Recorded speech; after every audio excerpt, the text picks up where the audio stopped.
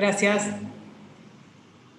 Ahí está. Robert, si querés empezás a presentarla a Florencia y yo ya pongo a grabar. Sí, voy a dar la bienvenida a nuestra invitada, que a una temprana edad, bien joven, se ha hecho muy conocida en un área extremadamente dura.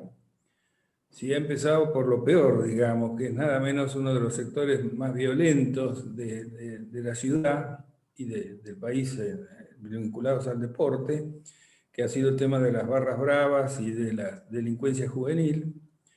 En ese sentido, ha transitado y se ha hecho notoria por muchos canales de televisión y tenemos el placer de tenerla hoy para dialogar sobre la etapa presente, que seguramente, y futura, que ella ha de encarar en esta materia de seguridad y justicia.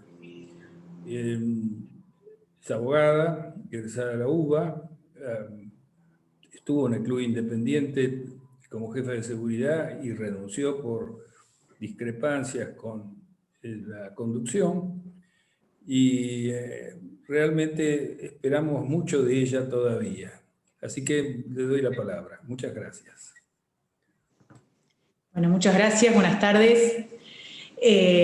Un poco lo que decía respecto del fútbol, mi experiencia en el fútbol demuestra que es como si fuera el país en chiquitito, ¿no? A donde se potencia todo, pero es una muestra de realmente lo que sucede en Argentina respecto de la impunidad y de la falta de justicia o de justicia independiente, esa tendencia que tienen los gobiernos autoritarios a apropiarse de la justicia, como es el caso del kirchnerismo. Y las barras tuvieron, la verdad que si se hace un análisis un poco, no me voy a adentrar ahí, pero para demostrar en el desafío que estamos en el presente y de cara al futuro, las barras tuvieron una organización, digamos, siempre tuvieron una tendencia violenta, en principio era para ser más fuerte que el equipo contrario en el momento que se cruzaran o en algún partido o en la calle. Y después el robo de camisetas, digamos, y algunas cuestiones vinculadas al folclore, lo comillo, porque siempre fue teñido de violencia. Pero a partir de 2005-2007, que es la primera presidencia de Néstor Kirchner, las barras empiezan a tener una organización, o sea, ya no son facciones o simpatizantes violentos que quieren imponerse en la tribuna, sino que empiezan a tener otro tipo de accesos que se los habilita la política, porque yo creo que el gobierno del kirchnerismo, en su plan estratégico de poder, que es mínimo 20 años, tiene diseñado el copamiento, de alguna manera, de todas las estructuras. Hoy estamos debatiendo adoctrinamiento docente, que se encuentra en cada lugar en donde busquemos, y también tiene que ver con la organización de los grupos, en este caso grupos de choque, delincuencia organizada, como son las barras, para lo que puedan necesitar eventualmente. Muy parecido a las réplicas de los colectivos que se le llaman a los grupos para civiles, no sé cómo decir, los grupos, los comandos civiles que tiene Venezuela, ¿no? Que aterrorizan a los barrios y que persiguen a todos y cada uno de aquellos vecinos que se oponen al régimen dictatorial de Maduro.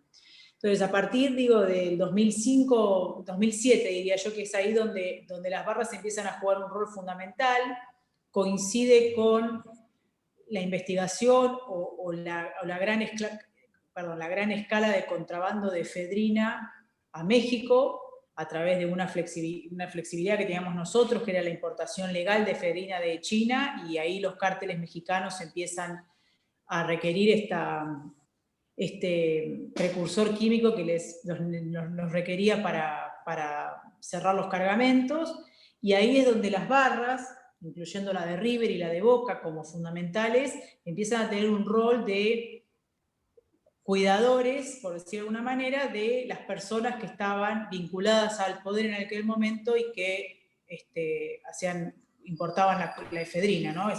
Es el momento el aumento indiscriminado de droguerías, de creaciones de droguerías y de farmacias que la verdad que no se condecían con el consumo argentino, digamos, de efedrina, hasta que explota con el triple crimen de General Rodríguez. Eso fue lo que ocurrió. Obviamente ahí hay una columna vertebral que nunca ha sido profundamente investigada y que algunas investigaciones que no se profundizan por múltiples motivos vinculan a parte de la barra de River con Aníbal Fernández. Aníbal Fernández era el ministro de Interior, que manejaba no solamente la Policía Federal, sino todo lo que vinculaba a la seguridad en Argentina. Bueno, y a partir de ahí empiezan a tener esta preponderancia. Después, las barras en general. Las más importantes en términos de volumen, de contacto con el poder: Boca, River, Independiente, Racing, San Lorenzo. Y después tenés Estudiantes de La Plata, Gimnasia, no toda la vinculación a lo que es el poder provincial y el poder nacional. Y después tenés una pelea por el territorio de los clubes del ascenso, que están vinculados a clubes de primera, pero pelean no tanto por el volumen que genera ser parte de una barra grande como River y Boca, sino por el control territorial, en el caso, por ejemplo, de los Andes, del conurbano bonaerense, lo que es Lomas. A partir de ahí, las barras empiezan a jugar otro rol. Y después termina el corolario, digamos, de eso es la creación de Hinchadas Unidas Argentinas, en donde el kirchnerismo intenta legalizarlas a través de una asociación civil y de alguna manera convertirlas en esos comandos civiles, ¿no? En esos grupos de choque con manejo territorial. Hago una pequeña introducción porque es un poco lo que nos va a llevar a discutir seguridad y justicia y el porqué de la complejidad, ¿no? Eso es transversal al sistema político. Quien ha pasado por algún club ha tenido que lidiar con las barras, pero el kirchnerismo le dio un sentido, una organización, le dio una participación en su plan estratégico de poder. Así como se la da al docente que adoctrina en el CBC, se la da a las barras en Argentina. Y ahí es donde de alguna manera, que coincide con esto de que hablo de la efedrina, pero también de la cocaína, en Argentina se empieza a utilizar la Argentina, más allá de las mentiras que dijeron los dos primeros gobiernos kirchneristas respecto de que somos un país de tránsito, no solamente de tránsito, sino de producción y consumo de cocaína. Y ahí es donde las barras también empiezan a tener un rol fundamental como eslabón de la corporación narco, porque controlan territorios y tienen impunidad. Esos dos elementos, territorio e impunidad, lo que le permite al narco diseñar la política de distribución y venta en Argentina, y en todo caso exportación a través de los puertos de la República, con la seguridad de que el territorio en donde va a enfriarse el cargamento o eventualmente se va a almacenar para luego distribuir está controlado. Entonces las barras empiezan a tener un rol, primero con la efedrina y después con la territorialización de la distribución de droga, fundamental, en donde trapitos, reventa y todo lo que el negocio que estaba alrededor del fútbol y que sigue estando, son para las terceras líneas o en algunos casos para la policía corrupta. Pero ya el gran volumen de ingreso de las barras en Argentina tienen que ver con el narcotráfico, el crimen organizado. Pongo un ejemplo. Las barras están estructuradas en pirámides. Hay un jefe, no se disputa la jefatura, y después hay coroneles, 4 o 5, en barras más grandes puede haber hasta 10, que son, haciendo un comparativo de cómo era la estructura de la mafia en Nueva York del principio de los 80, que había 5 familias que tenían cada uno un jefe, y después tenían los subjefes, y después tenían los soldados. Bueno, acá tenés un jefe de una barra, tenés subjefes después, que son los que organizan la tropa para abajo, y los soldados. Y cada soldado va a tener una representación territorial. Es decir, que la barra de River, por ejemplo, la barra de Boca, tiene una facción Moreno, tiene una facción Lomas, tiene una facción La Boca, tiene una facción Lugano, tiene una facción Villamitre, tiene una facción Bulón. Entonces, esa territorialización es lo que ofrece el jefe de ese territorio a la barra para ascender en la escala. Entonces, las barras se estructuran en las pirámides intermedias de facciones que responden a un territorio. ¿Y por qué eso es importante para el narco? Porque el narco necesita tener controlado un territorio, porque es la forma que tienen o para distribuir o para hacer el negocio. Muchas veces con comprar un comisario o un fiscal o un concejal no es suficiente, entonces la patota territorial que a punta de pistola controla ese territorio, en este caso las barras, teniendo no solamente el territorio completamente a través de las armas y de la violencia, sino también el respaldo del... Entonces, cualquiera que se quiera meter con un jefe barra territorial no sabe si meterse en caso de un comisario o un juez que quiere investigar, porque no sabe quién de arriba lo protege. Entonces después termina solo el comisario pagando un costo porque nadie lo respalda porque se metió con un jefe barra que está protegido por el poder. Entonces el kirchnerismo, insisto, tiene un plan a 20 años. Es organizar la república para dejar la cáscara y detrás, tras bambalinas, utilizar las instituciones a sus objetivos, que no tiene nada que ver ni con la libertad, ni con el progreso, ni con la república, ni con la ley, ni con el orden. Tiene, en este caso puntual y coyuntural, es la libertad de Cristina y su familia, y en el caso estructural o a largo, mediano y largo plazo, es la consolidación de un eje que sea Cuba, Venezuela, Argentina, con, digamos, con una cabeza o una cabeza de estrategia por volumen que es Rusia, con una tendencia a un socialismo del siglo XXI, en donde se ponga en juego todo, incluyendo la propiedad privada. Entonces, por eso digo, quería trazar esta introducción que lo representa muy bien las barras, porque ese es el proyecto del kirchnerismo. El kirchnerismo no cree en la justicia, no cree en la aplicación de la ley. Ellos tienen una concepción, una argumentación para traer personas que le crean, no porque ellos lo consideran, porque Cristina vive en un barrio que supuestamente es el barrio de apátridas, ¿no? De vendepatrias, pero eligió ese lugar para vivir, o sea que los dichos no se condicen con su realidad, pero ellos tienen una construcción que tiene que ver con acumular poder, las cúpulas, al estilo soviético, acumulación de poder de las cúpulas, un capitalismo de amigos, o sea, empoderando empresarios que le digan todo que sí para ellos negocios, y el combate absoluto a cualquier otra persona que quiera progresar, que quiera defender los valores patrios, que quiera salirse de esa lógica. Entonces, su plan es miedo y asistencia social. Por eso va a degradar lo más que pueda todas las instituciones posibles. ¿Por qué digo esta introducción? Porque el rol de la justicia en este caso, que ya venimos con un tercer gobierno kirchnerista, el cuarto gobierno kirchnerista, perdón, vieron 3 y este es el cuarto, ahora cuesta más. Yo siempre trazo un paralelo y digo, Cuba fue la novedad de una revolución, nadie conocía mucho nada, era la Guerra Fría, y bueno, ahí estaba el enclave cubano bajando de Sierra Maestra y fusilando a cualquiera que no piensen como ellos. Un tiempo después, y ante la decadencia de Cuba como sistema político, como sistema de protección de libertades y de progreso, Venezuela toma algo de Cuba en esta idea del socialismo y de que todo es de la cúpula y el resto tienen que venir a pedirnos, pero lo disfraza de democracia porque ya no daba para la revolución de bajar de una sierra, ¿no? de un monte. Entonces hacen esto que sucede al principio con el chavismo. Chávez se saca el traje de militar que había atentado contra el Estado democrático antes, se transforma en traje, en un ciudadano que viene a representar la voz de los excluidos en un país en donde la desigualdad era muy profunda. Y ahora venimos con Argentina, en donde ya no pueden ni siquiera contar que quieren hacer un socialismo del siglo XXI, como decía Chávez, entonces lo revisten de lucha contra la desigualdad. Fomento a las pymes en detrimento del empresario grande. Digo, esta idea de dividir, ¿no? De dividir, de justificar a 1000 vivos que usurpan en desmedro de 4 millones que están tan mal como esos 1000 vivos que usurpan y no usurpan. En suponer que el delito está justificado porque hay gente pobre que roba, cuando en realidad si hacemos un promedio hay más de 20 millones de pobres, si realmente toda la condición para robar o para delinquir sería ser pobre, estaríamos en guerra civil. O sea que ningún número, ningún dato duro les da realmente lo que ellos quieren instalar, pero ellos instalan.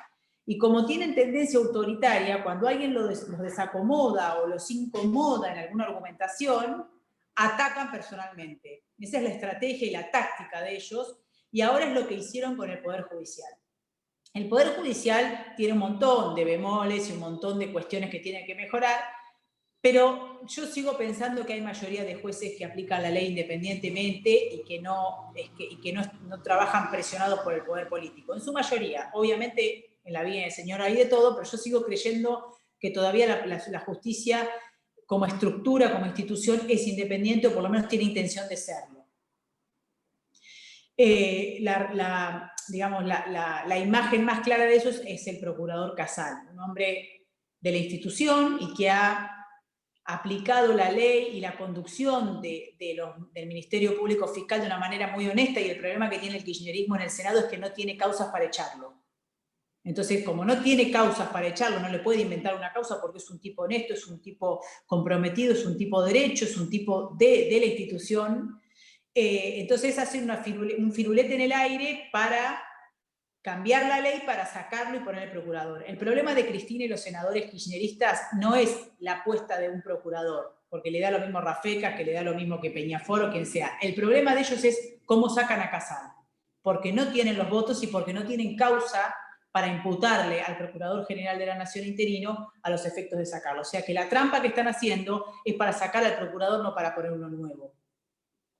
Entonces, yo me recordaba cómo sacaron a la jefa de los fiscales en Venezuela, y que nunca, insisto, en esta sofisticación del comunismo del siglo XXI, desde Cuba a Venezuela y en este traslado de Venezuela a Argentina, ya no pueden usar los mismos argumentos, ni imponer el poder porque sí, por el voto. Entonces buscan siempre adornar el argumento autoritario de algo que te interpela, mínimamente te interpela.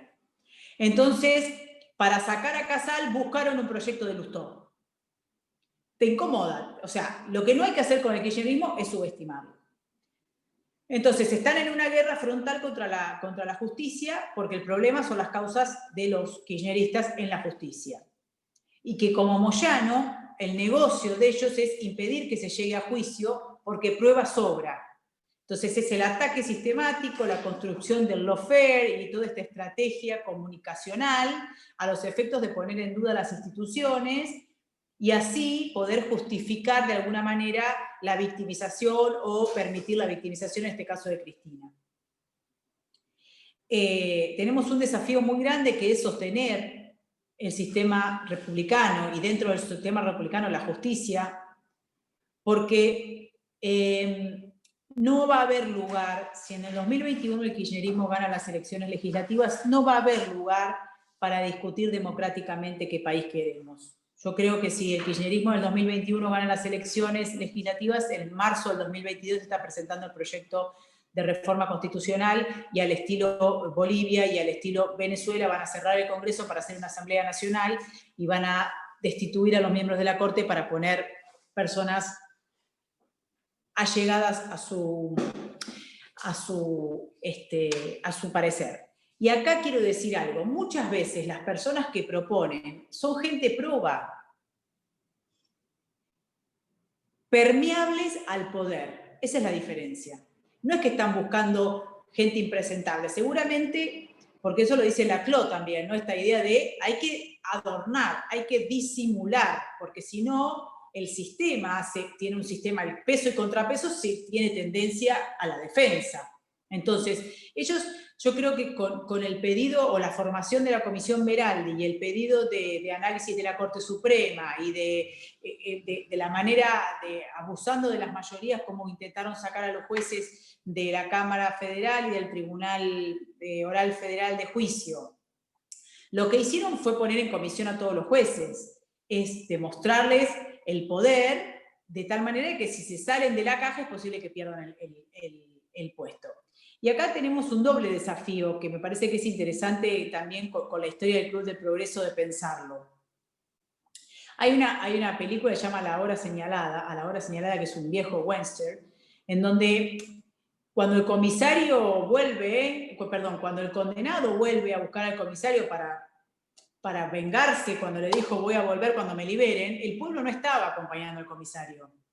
Entonces esto también es una paradoja. Nosotros no le podemos pedir al pueblo, a los funcionarios judiciales que no son funcionarios políticos y que no tienen compromiso político, ni tienen esta idea de discutir, de poner el cuerpo, que sean soldados de una guerra que te ofrece el kirchnerismo, que son los Panzer del ejército nazi entrando en Bélgica o tratando de romper la frontera francesa.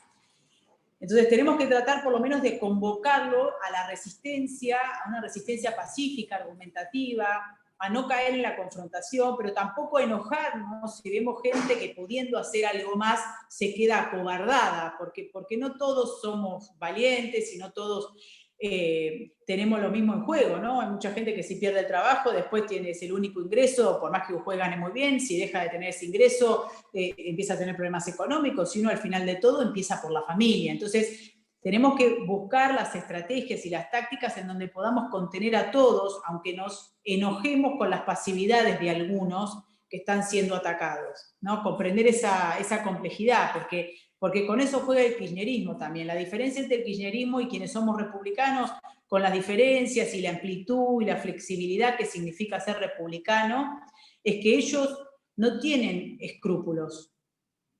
Ellos no les importa nada, no les importa inventarle una causa a un juez, meter un carpetazo, pinchar un teléfono, armar una causa, mentir descaradamente. Y quienes creemos que la ley, el orden, la libertad y la república debe conservarse, tenemos ciertos escrúpulos que en general nos lo dan el respeto a las instituciones. Entonces, en ese marco hay un problema grave de la justicia, pero también creo que hay resortes que se han activado y que hay fiscales resistiendo el embate, más que nada de sacar a un procurador sin causa de esta manera. Hay jueces que también han resistido, como el caso de Bruglia, Bertuzzi y Castelli, que se han expuesto ellos mismos, ¿no? En la defensa, no solamente de ellos, sino de lo que significa que hubiera salido mal eso, ¿no? Para el resto de los jueces. Hay muchas personas que tienen ganas de trabajar y hacer las cosas bien. Hay una gran renovación de funcionarios, en el caso por ejemplo, de la Cámara de Apelaciones de la Ciudad de Buenos Aires, en donde está el doctor Rodríguez Varela, que después de tantos concursos en donde ha ganado, no lo nombraba el kirchnerismo, por esta cuestión de que es una persona objetiva que aplica la ley, entonces ellos necesitan gente que pongan la ideología por sobre la ley, que nadie cree que la doctora Figueroa o el doctor Slokar no sean personas probas.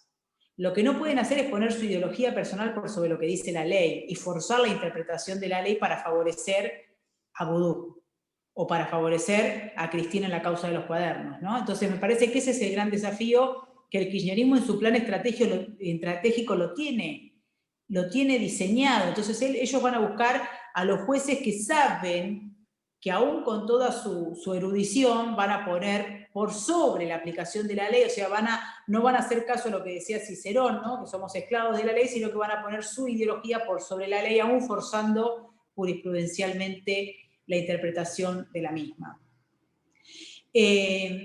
Entonces, como para concluir el tema de la justicia en general, tenemos un desafío muy grande que es ganar las elecciones el año que viene. Este amplio paraguas republicano, con todos los colores, la diversidad, la flexibilidad, las discusiones y todo lo que surja, tenemos que hacerlo el año que viene de forma organizada, de forma coordinada, viendo qué es lo mejor en la estrategia electoral para definitivamente ponerle fin al capítulo del kirchnerismo en la Argentina y poder empezar a pensar una república donde todos estemos incluidos, donde haya casa digna para todos, pero sin justificar el delito para llegar a ello.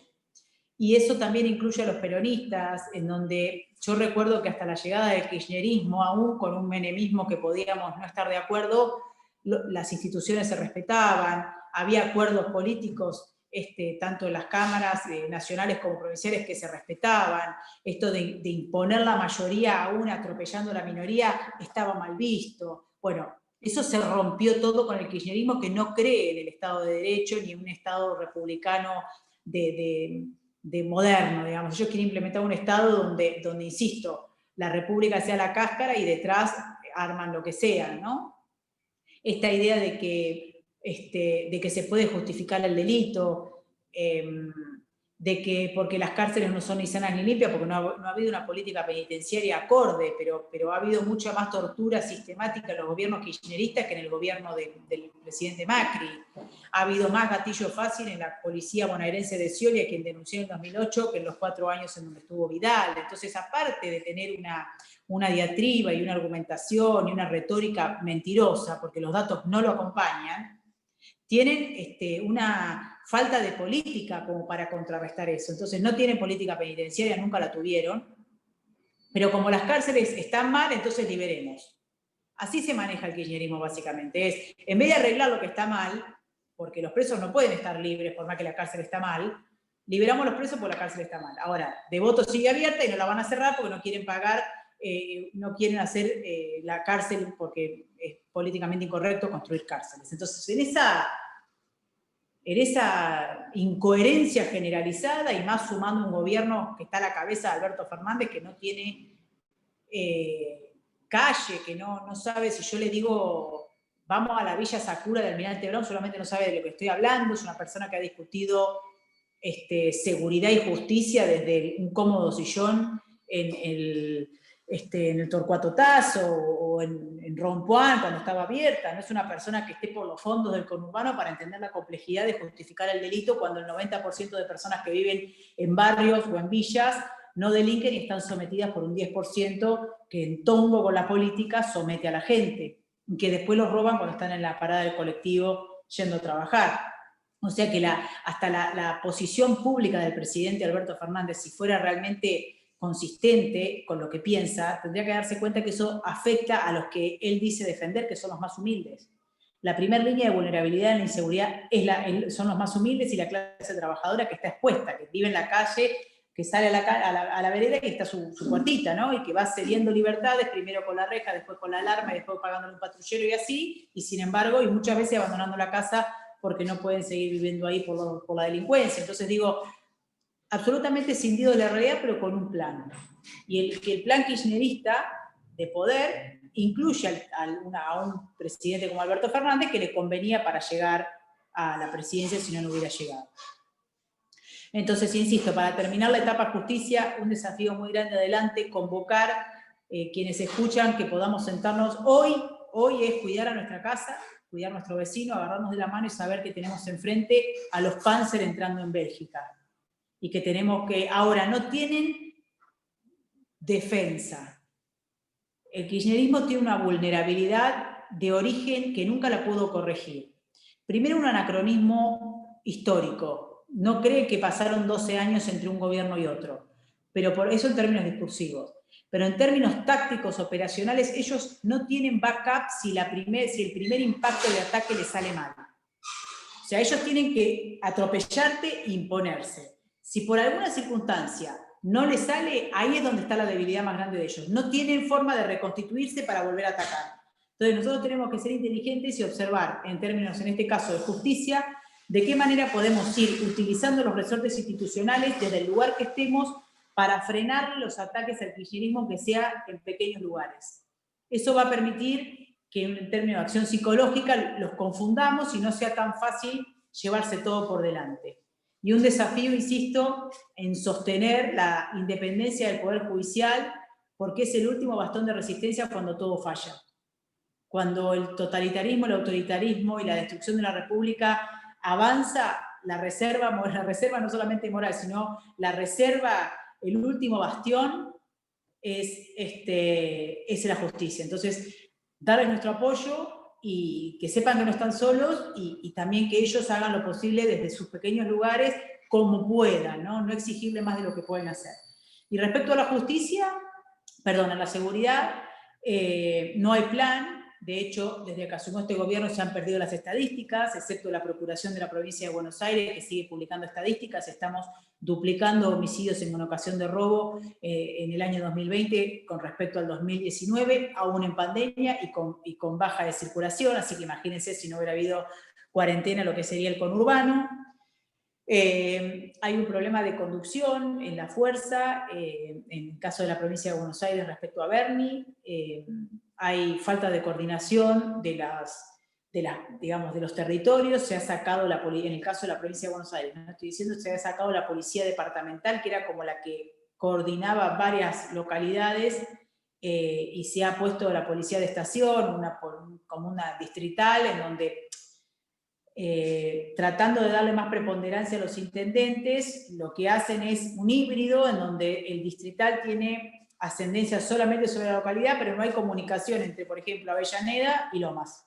Antes, Avellaneda y Lanús tenían una departamental, entonces como tienen similitudes y generalmente los que roban pasan de jurisdicción, o vienen de Capital y van para allá, o vienen de Lanús y van para Capital, digamos, entonces vos podías coordinar algún tipo de acción entre dos localidades. Hoy hay un policía de estación, hay un distrital que era como el jefe de toda la comisaría, pero hay un distrital para Avellaneda, antes había eso y aparte había un departamental que era el que coordinaba los distritales. Bueno, han sacado los distritales, no se explica bien por qué.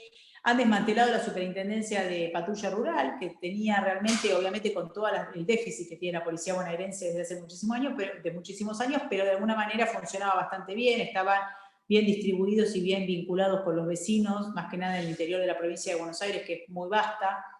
Habían hecho un sistema de geolocalización de tranqueras. Los policías jóvenes que eran parte de la patrulla rural estaban identificados con lo que significa ser policía rural, que no es lo mismo que ser policía conurbano. Bueno, Bernie agarró 100 policías rurales que estaban capacitados para prevenir del delito de los campos y los mandó a Moreno, a proteger a Fernández, la intendenta kirchnerista o del movimiento Evita, que estaba prendida a fuego porque no entendía nada.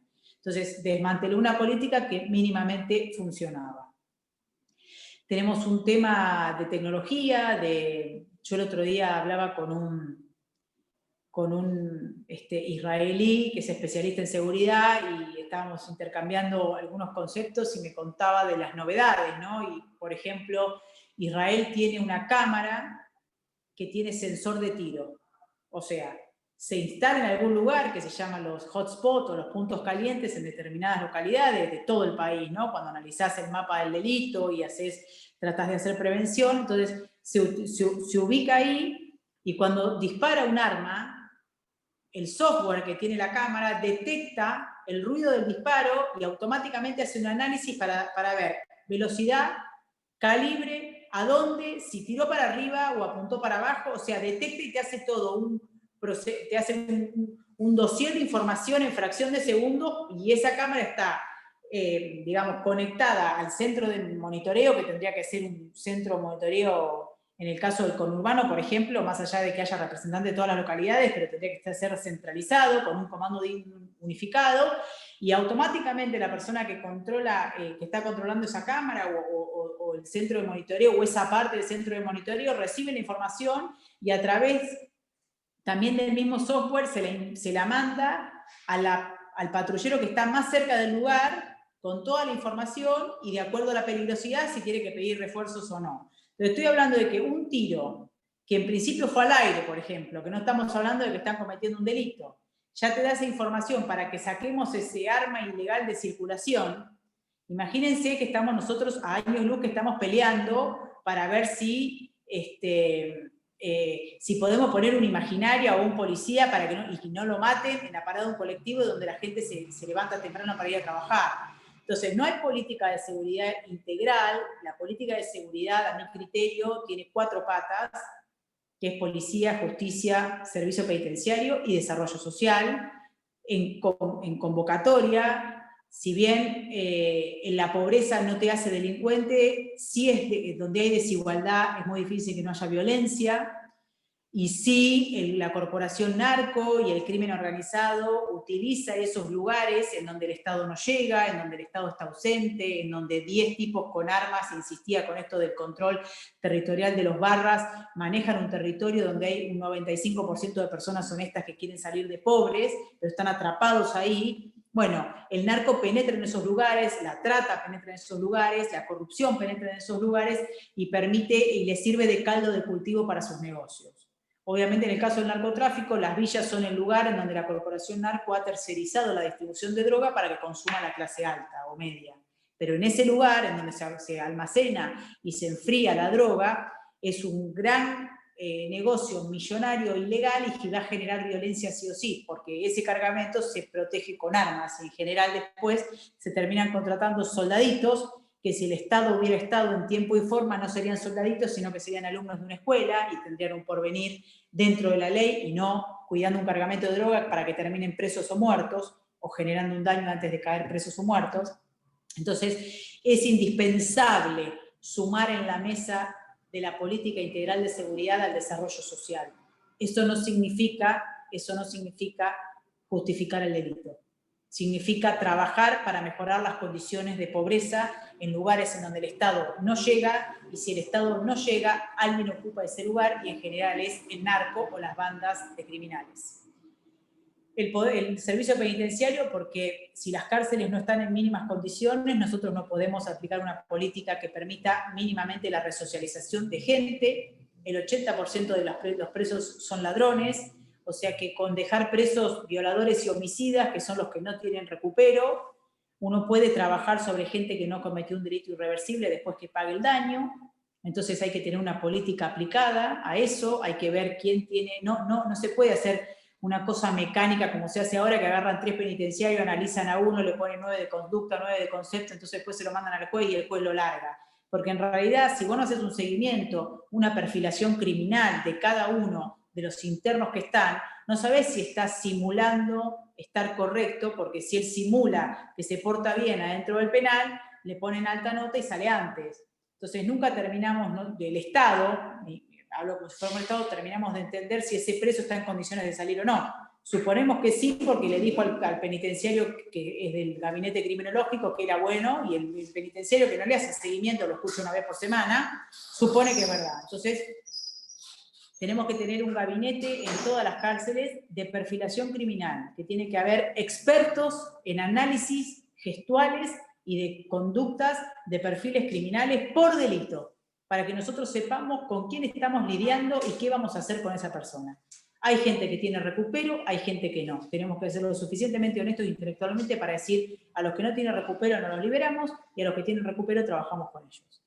Obviamente la justicia, ya lo hablé, necesitamos que la justicia vuelva al canal objetivo, en el caso que estamos viviendo con un kirchnerismo que va por todo, también, y esta ideologización, vemos jueces y fiscales que fuerzan la ley, entonces una legítima defensa es homicidio, y se deroga de alguna manera la legítima defensa porque dicen que pobre ladrón que se murió, pobre chorro que se murió, y la verdad que te entran a tu casa, te defendiste, te bajaste de la camioneta, te atacaron, te defendiste, legítima defensa acá y en Cuba, en Francia o en cualquier lugar del mundo. Entonces tenemos que volver a la senda de la objetividad, tenemos que seguir explicando, porque como pone todo en duda el kirchnerismo, porque es funcional, la decadencia es funcional a su proyecto de poder. La usurpación es un delito y el déficit habitacional de ningún modo justifica el delito.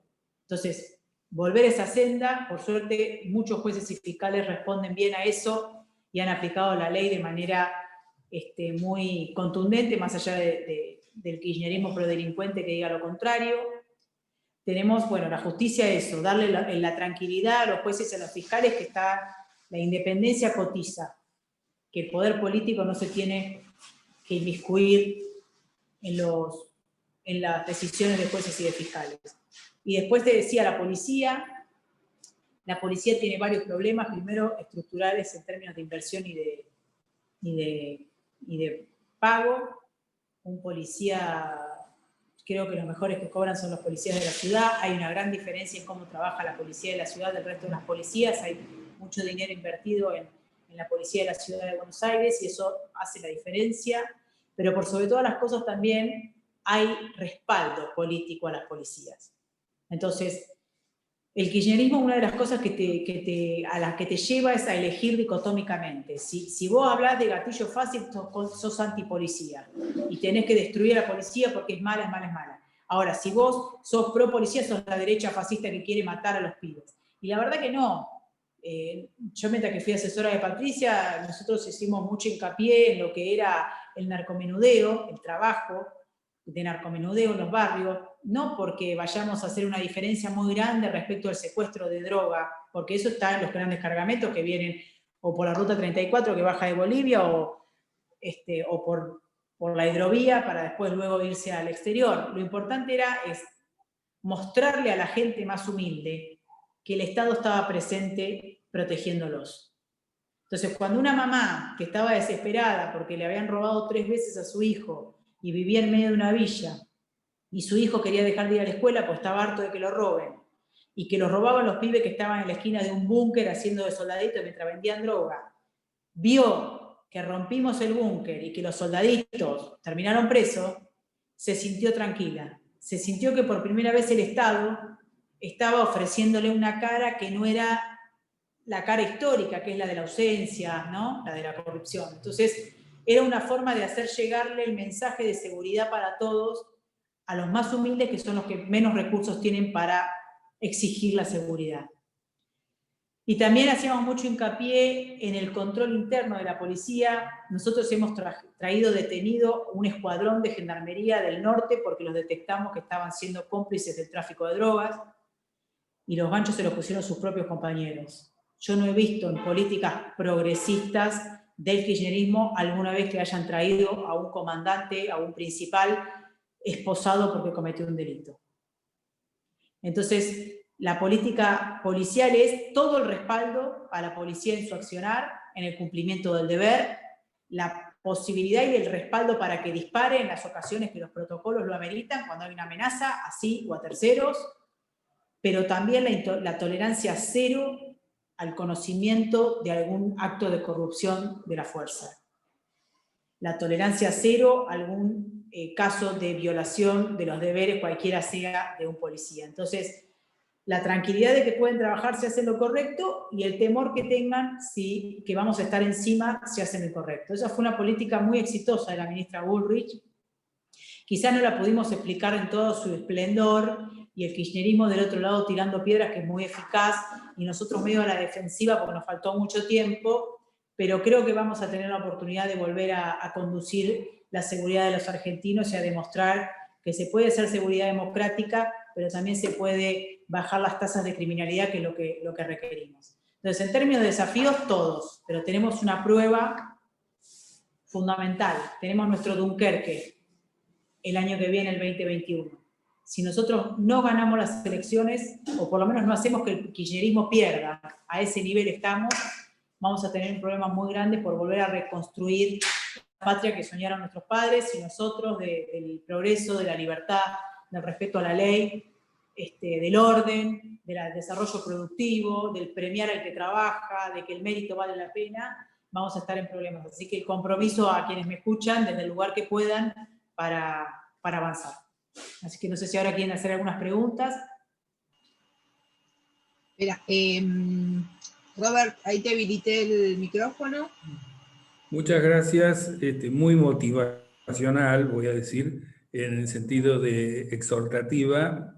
Uno se pregunta qué va primero, si el carro o el caballo, y evidentemente, por lo que usted dice, va primero el relato y después lo demás. Voy a habilitar las preguntas para que seguramente va a haber más de uno. ¿Por quién empezamos, Florencia?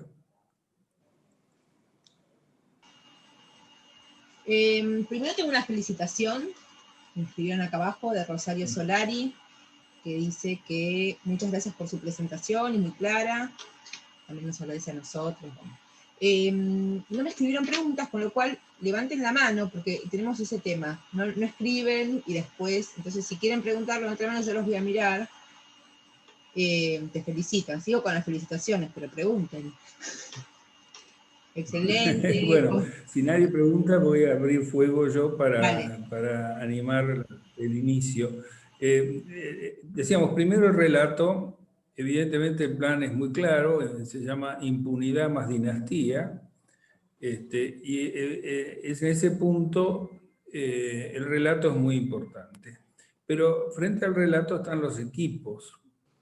Y yo me he preguntado por qué no hemos visto florecer los lugares de pensamiento con equipos más o menos orgánicos. Por ejemplo, en materia de seguridad, como usted dice, ¿qué puede decirnos sobre eso? O en la materia, por ejemplo, evidentemente de educación, que es lo que ahora se está debatiendo, ¿no? Es decir, la ausencia de...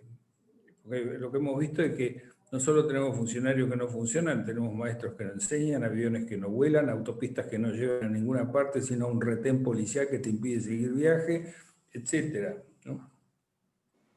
Bueno, eso es un poco la crítica que hizo Patricia. A mí me parece que en términos de autocrítica es a la política le falta generosidad, ¿no? Y me parece que quienes estuvieron en las primeras líneas del gobierno del presidente Macri, no todos entendieron la responsabilidad histórica que se tenía.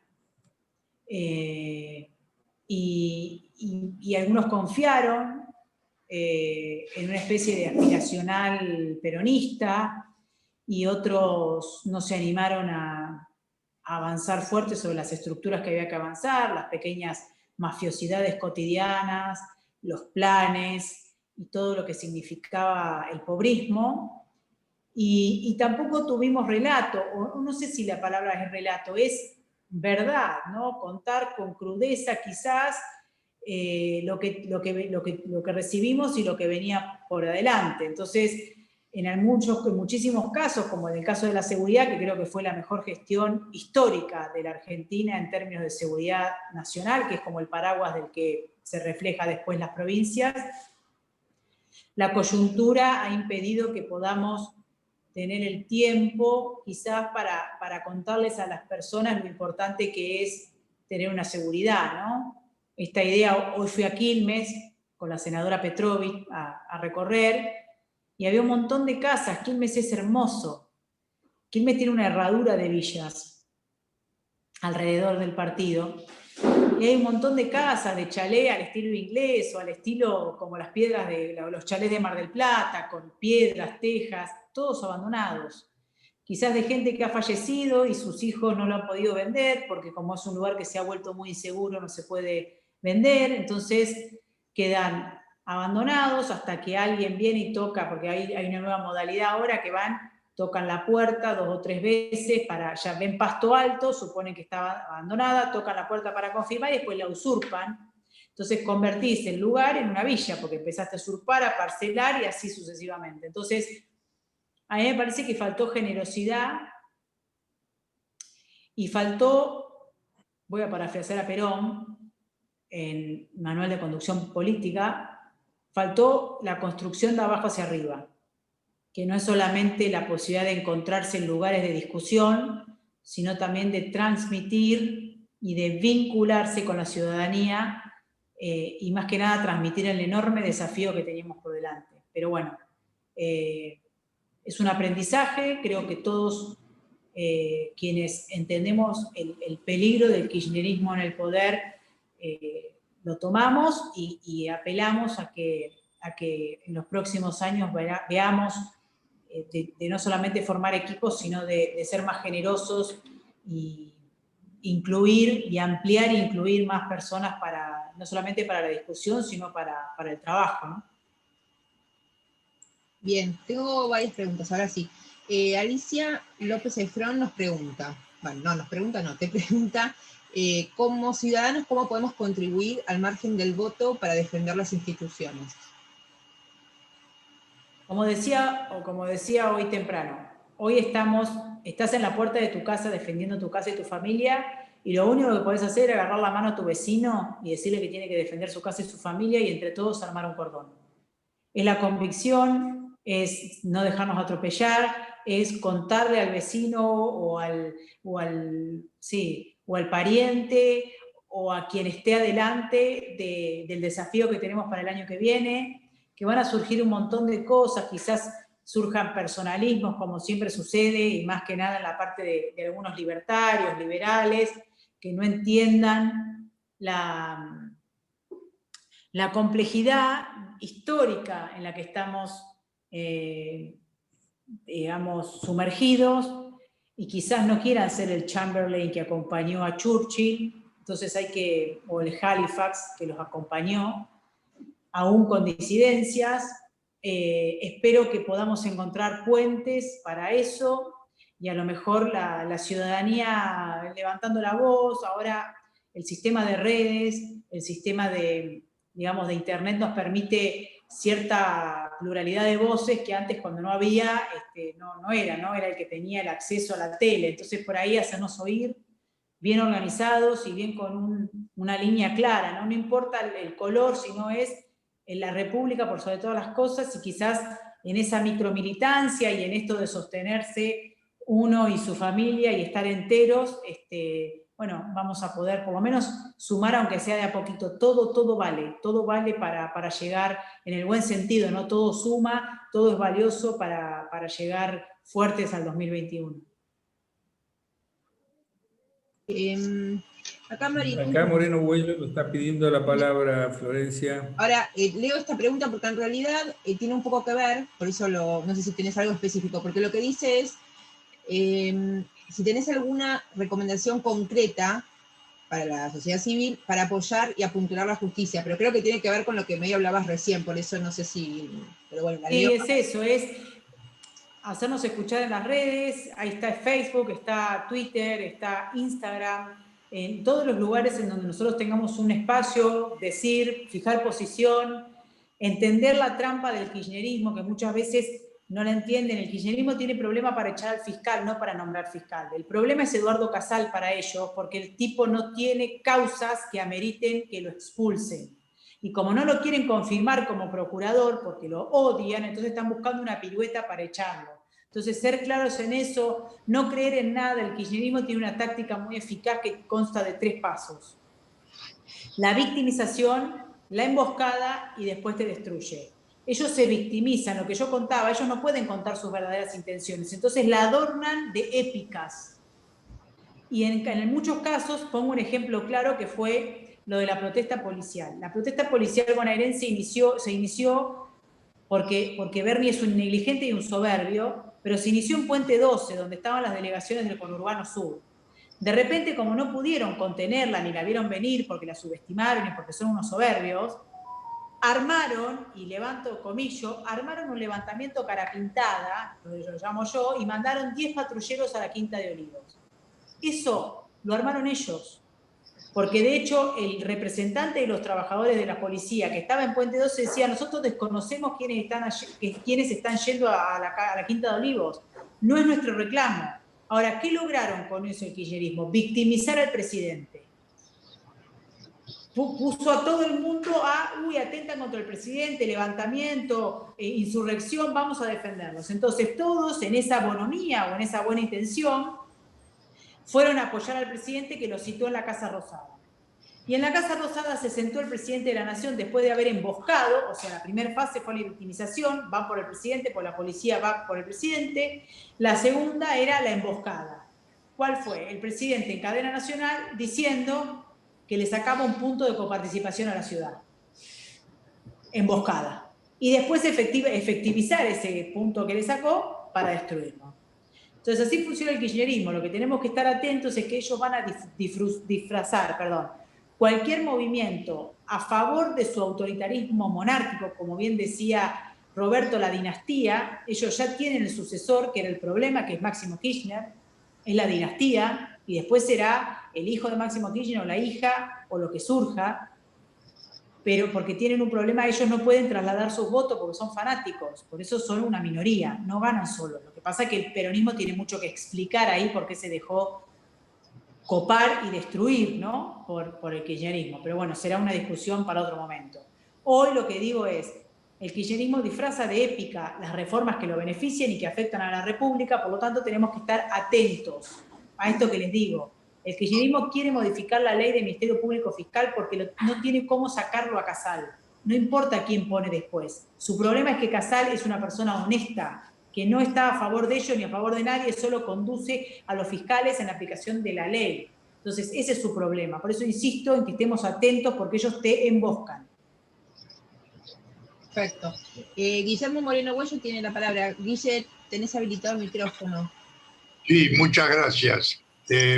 Muy bueno, Florencia, muy ilustrativo todo, pero realmente a mí me queda la sensación esa que has definido bien del ingreso de las Panzerdivisionen en Bélgica. Entonces me pregunto, ¿cómo hay que defenderse de esa invasión grosera?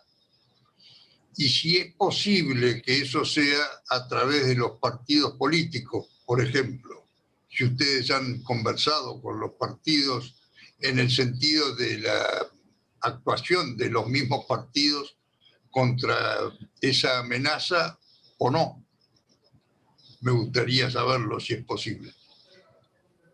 Sí, bueno, nosotros estamos en conversaciones con todos, eso incluye peronistas, no kirchneristas, incluye libertarios, liberales, todos los partidos que defiendan eso que nosotros dijimos, el paraguas republicano, esta idea de que queremos república, queremos libertad, queremos ley, orden y progreso social, ¿no?